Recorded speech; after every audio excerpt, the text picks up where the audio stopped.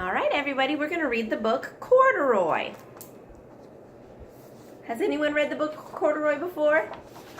It's a very familiar story.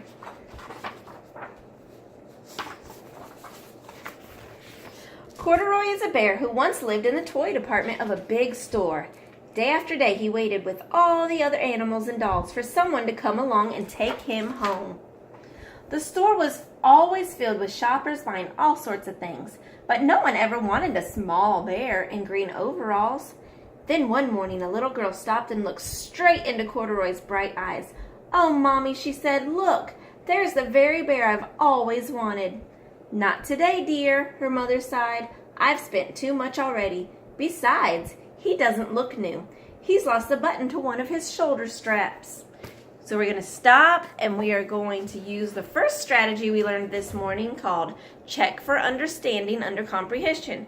So we need to make sure that we understand what we just read.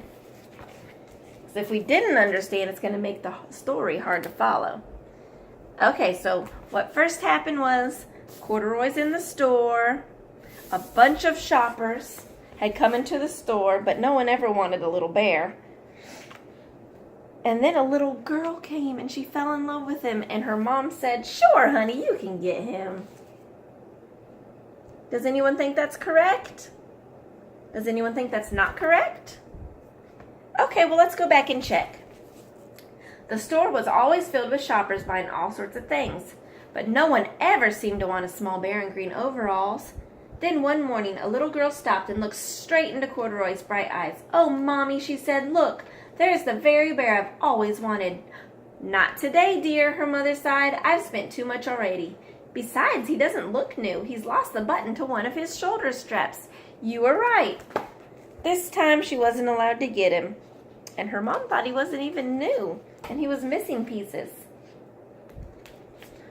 Corduroy watched them sadly as they walked away. "I didn't know I'd lost a button," he said to himself. "Tonight, I'll go and see if I can find it." Who thinks that he's going to be able to find his button? All right, let's keep reading and find out.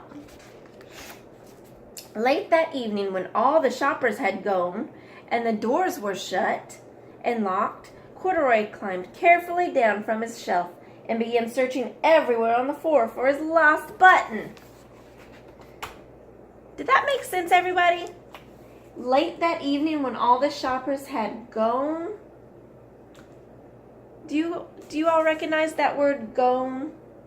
It's spelled G-O-N-E. That word doesn't make sense to me in this sentence. So we're going to use a new strategy called cross-checking. And that's to check if what we're reading is accurate. If the word we are reading is the correct word. So we want to check and make sure if we're reading the letters as they are. G, O, N. And we are making the E silent, so G, O. We have to check to make sure that it sounds right. Gone. Does that sound right? And then then we have to make sure it makes sense.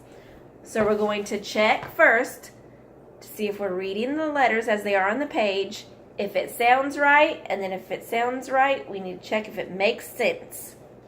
Okay? So, were we reading the letters on the page? G-own. If we made the E silent, that we read the letters correctly on the page, G-own. Does it make sense?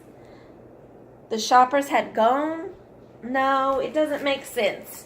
So we need to go back and see if we can change the vowels to make it make sense. G says G, so we already knew that was correct, and N says N. Okay? G, O. What's another sound that O can make? Ah. G, on. Gone. Is that a word? Let's go back and see if it makes sense. Late that evening, when all the shoppers had gone and the doors were shut and locked, Corduroy climbed carefully down from his shelf. Okay, so we looked. We read the letters on the page right. We checked to see if it sounded right. And we checked to make sure it made sense. So the motion is we check to see if we read the letters right, we check to see if it sounds right, and we put our arms down if it makes sense. And we are going to put that strategy under accuracy, because we want to be accurate in our reading so we understand what we're reading.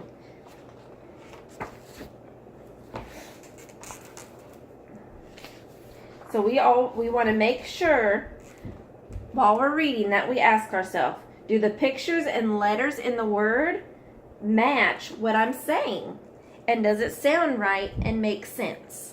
Okay, it didn't sound right and make sense, so we went back and cross-checked the word to make sure that it made sense. Suddenly, he felt the floor moving under him. Quite by accident, he had stepped on an escalator, and up he went. Could this be a mountain, he wondered?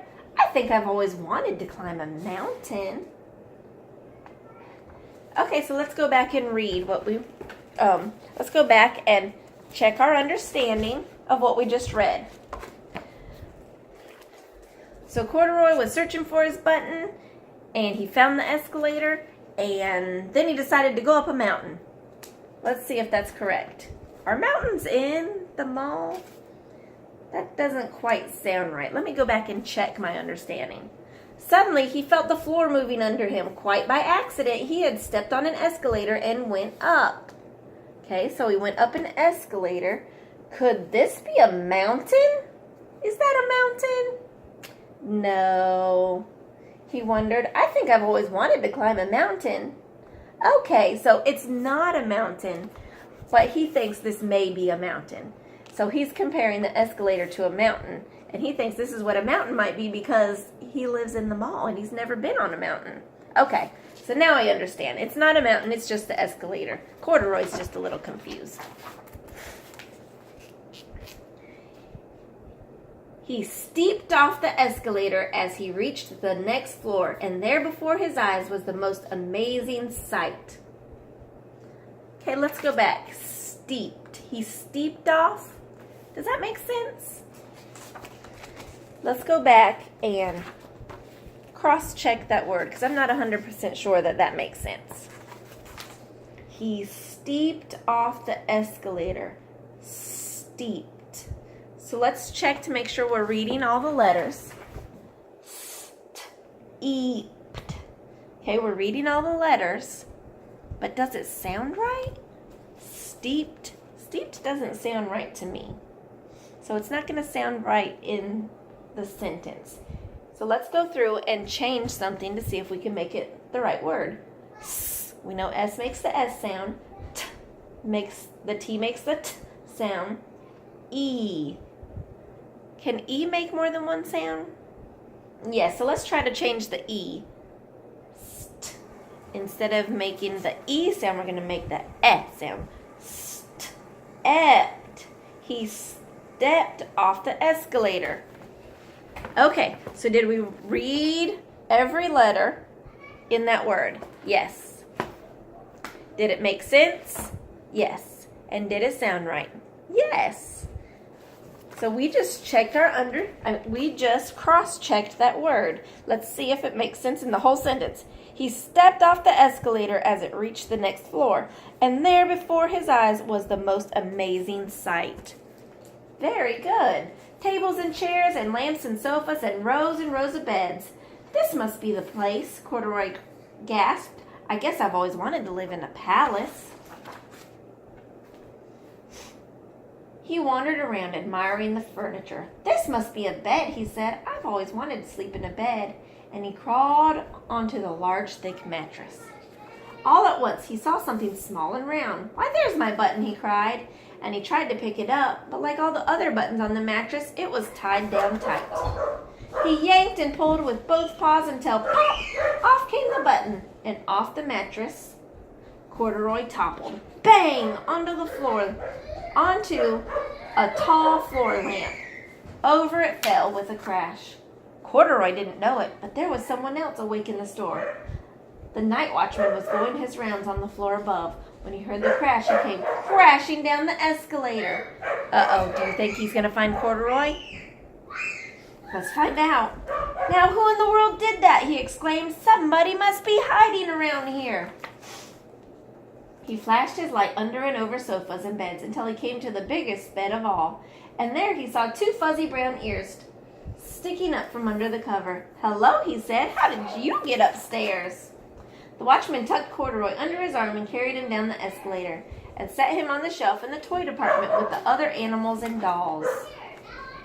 Corduroy was just whacking up when the first customer came into the store in the morning. Corduroy was just whacking up. Whacking. Does that make sense? That doesn't make sense to me. Let's see if we read all the letters. Whack-ing. We read every letter. Does that match the picture? He just whacking up. No. So we read the letters, but it doesn't make sense. So we need to go back and change something. So W makes the W sound.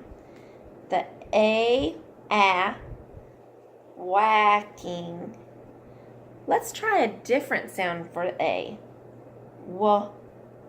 Aching. Waking. Waking. Does that make sense? I think it does.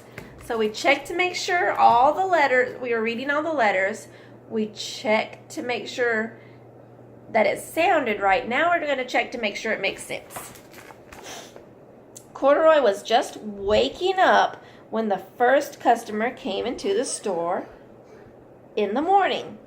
Waking, that makes sense. So we read the words, all the letters in the word. We made sure it sounded right, and then we made sure it made sense in our story, in the sentence. So we did our cross-checking again, and we do cross-checking to make sure that our reading is accurate, which is going to make it easier for us to understand. And there, looking at him with a wide, warm smile, was the same little girl that he'd seen only the day before. "I'm Lisa," she said, "and you're going to be my very own bear. Last night I counted what I had saved in my piggy bank, and my mother said I could bring you home." Were you all right? Did she get to come get Corduroy? Yes. "Shall I put him in a box for you?" the sales lady asked. "Oh, no, thank you," Lisa answered, and she carried Corduroy home in her arms. She ran all the way up 4 flights of stairs into her family's apartment and straight to her own room. Corduroy blinked. There was a chair with a chest of drawers.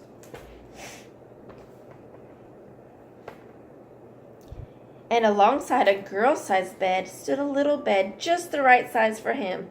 The room was small, nothing like the enormous palace in the department store.